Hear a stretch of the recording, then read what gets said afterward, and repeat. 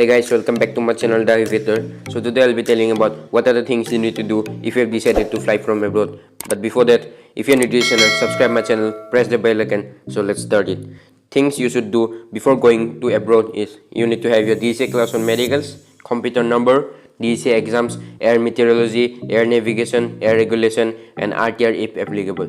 So next is selecting a country. The country must be under ICAO contracting members. The country you're selecting, and you should see what are the CPL requirements for them, and check whether their medical center is in India or you'll have to do your medical there. Study visa, work permit, and requirements of English. So next is selecting a flight school. It must be certified by their own body. Like in India we have DCA, and in America we have FAA.